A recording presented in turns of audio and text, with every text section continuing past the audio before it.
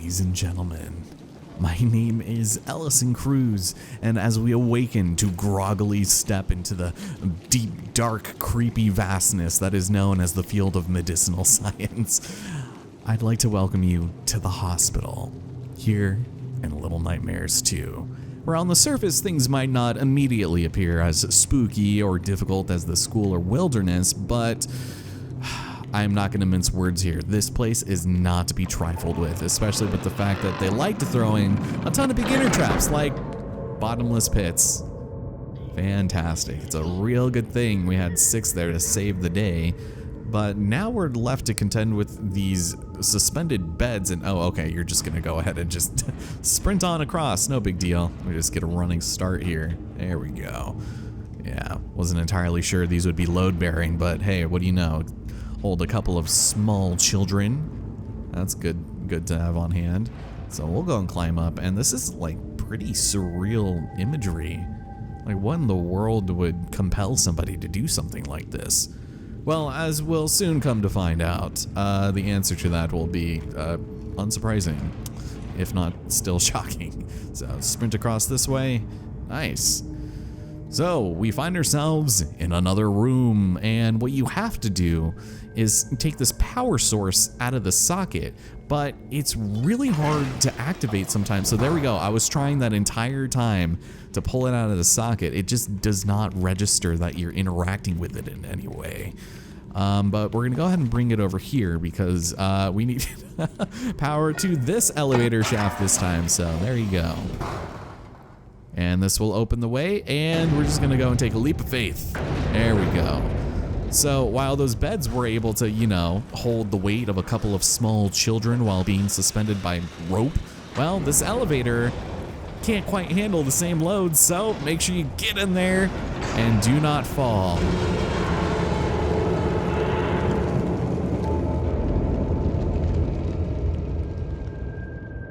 Man, the loudness that just exacerbated my eardrums is immeasurable, and I hate it. So you guys are gonna hear it nice and quiet, but check it out. We have a flashlight, and with this, we officially have a new power source. So creepy eye on the wall there, and just like 6 with her lighter in the first game, as well as the runaway kid in The Secrets of the Maw with his flashlight, very annoying to control, and there's going to be some puzzles that require the use of some strategic lighting. So we're going to go just explore a little bit. To be fair, the hospital's first half is generally pretty lame, but not lame, I should say tame. But let's go and grab our first glitching remains, and for some reason it turned out our flashlight. That's not good. There you go. And let's get the hell out of here. Not a lot of combat to be found, but still kind of annoying. So it's also very, very quiet. So I'll allow my dulcet tones to guide the way. Yeah. We don't really find too many corpses here for as much of a hospital that it's claiming to be, but hey, maybe this place just has a really good success rate, and there are no, corpses to be found. So this will be a dead end. We're gonna have to proceed forward, and ooh, we actually get an achievement here pretty soon. All right, let's get to running. So by the time you get to this point, you're gonna start developing a new way to play this game, using your pointer index finger to hold X so you can run and then aim your camera at the same time. It's something that is going to be invaluable going forward, and I'll let you know when I'm doing it. So in order to get through this next door, we're gonna need to throw something at it. So 6, you hungry? You want a treat? Would you like a soda maybe? Or yeah, I'll get you a diet because I know you're a fan of those. Well, you can keep going ahead and getting all the snacks to your heart's content, because I'm a very picky snacker. And once you drop 6, or at least you try to, well, hunger. Plenty of snacks for a growing boy. Damn straight. 6 could have really used some of this in the first game. Would have saved a lot of conflict, a lot of heartache. Where did she go, by the way? She kind of just disappeared. She has a tendency to just kind of do whatever she wants sometimes. Like, I couldn't tell if she was stuck on the door frame there or what, but Maybe she just waits. Oh, can we grab this? Every time I see it, I assume you could like rip it all down. It's like, I'm next. I'm tired of waiting. Okay. So we step in here and another television.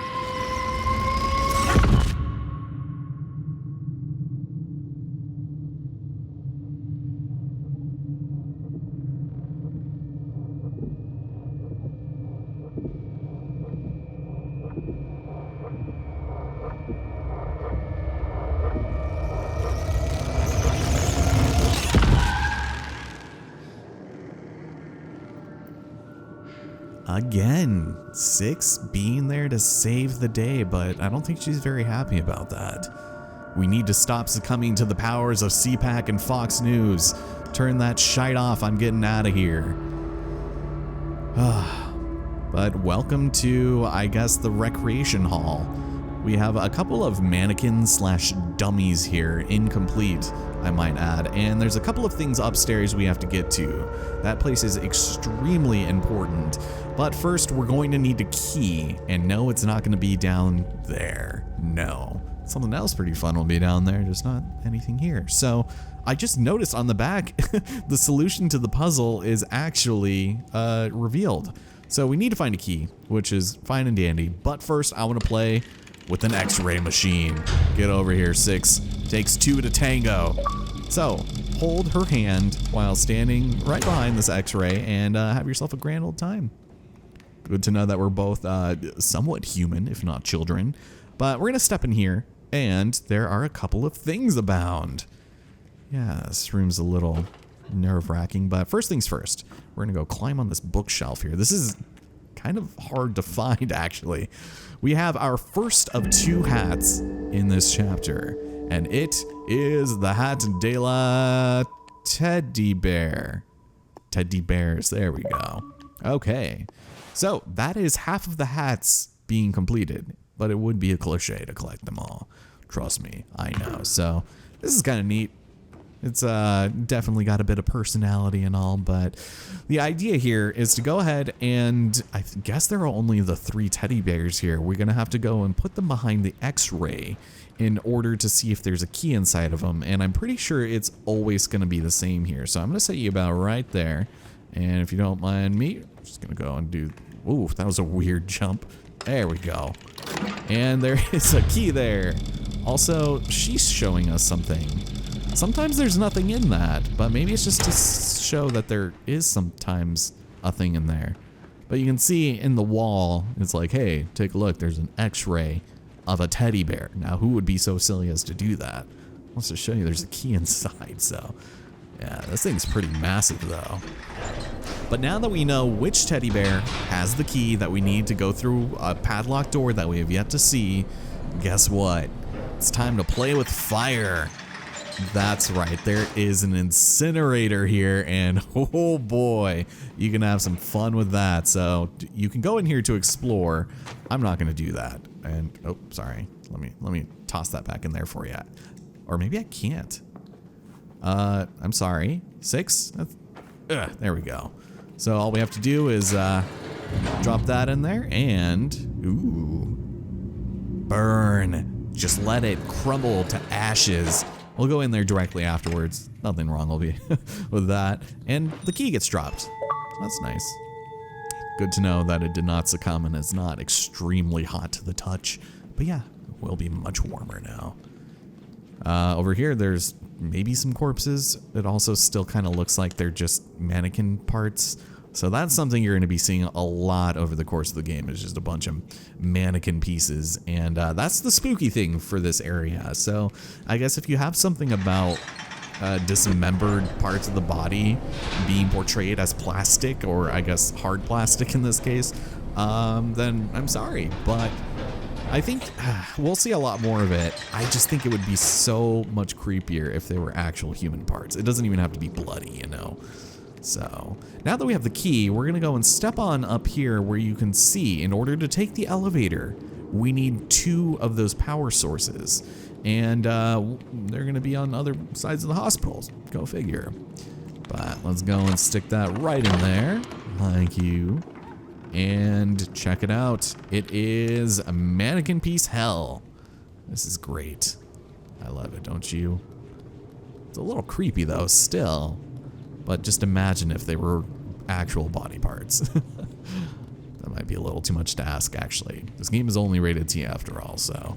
We're gonna go head up here, and you will find yourself another glitched remains. Whew.